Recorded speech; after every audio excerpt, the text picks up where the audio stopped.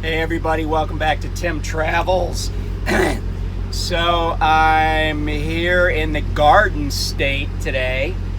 Garden State is, of course, New Jersey, one of our original 13 colonies. I'm actually at, I'm waiting to pick up a load, but I'm at the only Loves, at least that I know of, in the state of New Jersey, here in the greater Bordentown metro area. So, couple of things about New Jersey. Everybody knows that Washington crossed the Delaware. You may or may not know this, but Washington crossed the Delaware actually 3 times. So the first crossing was from Pennsylvania to New Jersey to attack the Hessians, who were German, mercenary troops that fought for the British, and they were bivouacked near Trenton, New Jersey. By the way, Trenton is the capital, notwithstanding that the governor's mansion is actually in Princeton.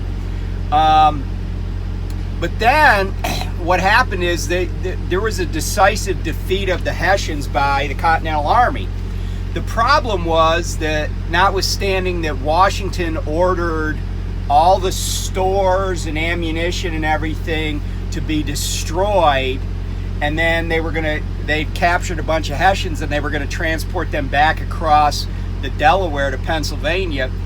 The trip back was actually more fraught with peril because a bunch of his soldiers disobeyed their orders and didn't destroy the Hessian supply of rum and decided to partake of it while they were still on this military operation. So a lot of Continental soldiers had to be pulled out of the icy Delaware River because they got liquored up and fell overboard while they were coming back.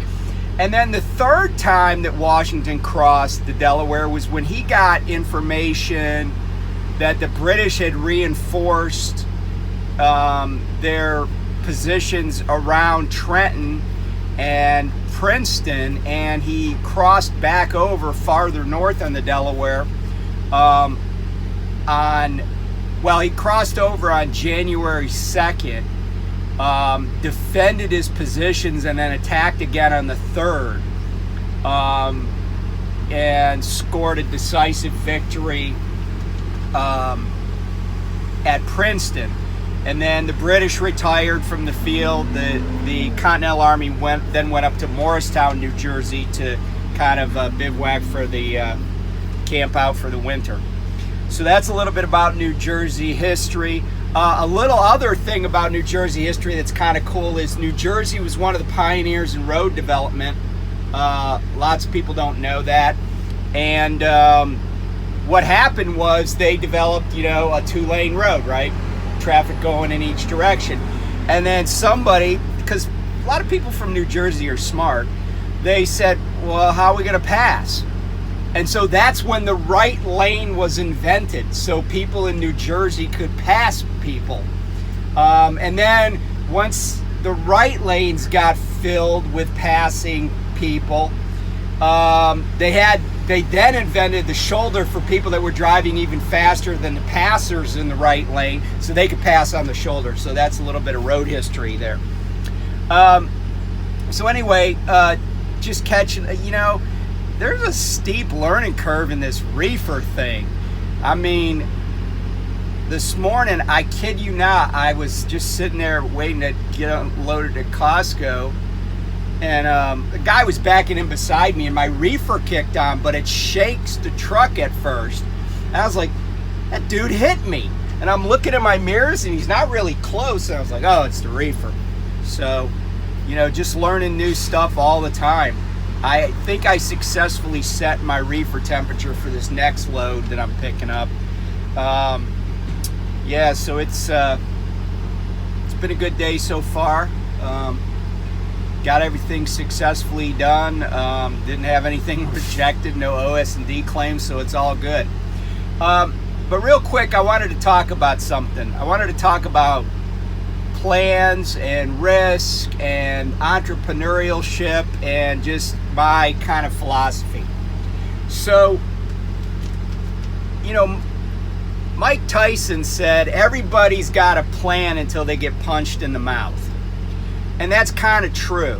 I was in the military and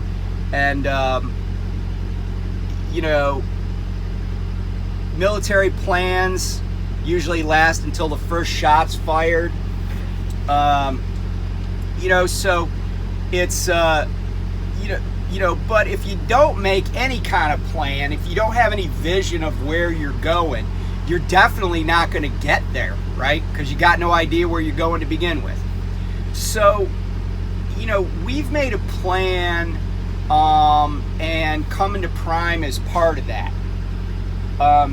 Will we be successful? That's a good question but I think the first thing you need to understand is that, different people define success as different things. If you're the Jacksonville Jaguars and you own that team, like the dude that also owns some soccer team over in Europe, I think if you guys go 8-8 this year, that's probably success, right? And Trevor Lawrence doesn't get busted up in a small change in the fourth game of the season, that's probably success. That's something you could build on. Are you going to get in the playoffs doing that? Probably not. You're definitely not going to win the Super Bowl, but it still could be deemed successful. So, that's the first kind of philosophical thought. But I should also tell you that, people are like, well, why would you leave GP Transco? They pay good. Yeah, they pay good. And I've said that repeatedly. But we want to expand our horizons. We want to learn new stuff and see if we can do even better, and ultimately own trucks and not drive them. Let somebody else drive them. We already have a management company and an entity that is on the lease. I'm not going to be, a 1099 independent contractor. I'm a W-2 employee of that entity that's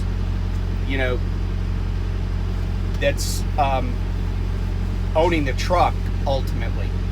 And I'm happy to share what we're doing. It's not a big secret. It's not, but we feel like at this point we can make the money that we need to make, and also because of the structure, create opportunities for ourselves that wouldn't exist just having a high-paying W-2 job. If you're a W-2 employee, there are limits on how much you can put away for retirement. There are also other wealth accumulating strategies that a corporation can pay for that, a W-2 employee could pay for, but you're going to be paying for after tax, and it's not going to be a business expense. And I've kind of gotten into some of that stuff on some of my previous videos where I talk about insurance and stuff like that. So there are a lot of considerations. Money is not the only consideration.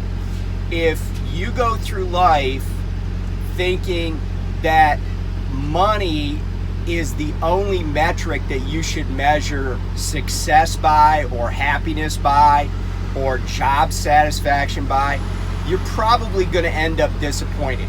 Because I can tell you from personal experience, I've had jobs where I made a butt ton of money.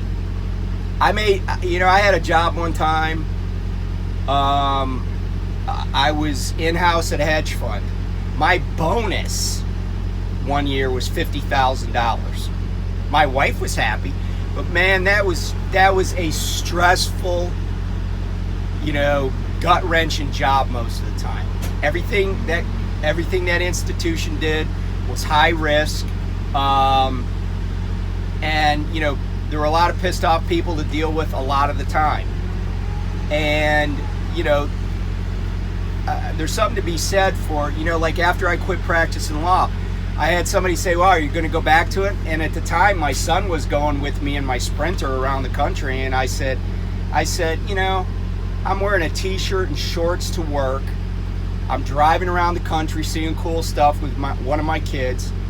And I have no desire to be on another conference call with Bank of America. So for those of you who are commenting and sharing your opinions, I appreciate that. And I like hearing what other people are thinking and their, you know, opinions and their life experiences. But I just want everybody to understand that what we're doing, you know, we certainly have thought about. And are we going to be successful? You know, probably. But it's going to be based on how we define success. Like, here's an example. If as an owner-operator or a lease operator, I can make just as much, only as much, as I was making at GP Transco, but I can drive 4 weeks a year less. And I'm not even talking about mileage. I'm just talking about 4 weeks a year less. Then that's going to be success. You know, I think we're going to do more than that. But I think, especially for the first year or two, I think that would be successful. Because if I said to my wife, hey, how are we doing? And she's like, we're doing great. And I'm like, let's take a week off and ride our bicycles. She'd be like, yeah. So I encourage everybody to think about success, as ice cream. There is vanilla. But even in vanilla, there's a lot of different types of vanilla. There's the vanilla bean, there's the French vanilla, right? There's the homemade vanilla. And then that's only a tiny part of that ice cream universe. Okay? So think about success, think about, jobs as multi-layered, as having lots and lots of flavors. And try all the flavors of ice cream, and then find the ones you enjoy the most and have an ice cream cone. Anyway, I'll leave that with you for now. Be safe. I'll be escaping from New Jersey here shortly, hopefully. Make a pickup and then head west, and I will talk to you soon. Be safe. Bye.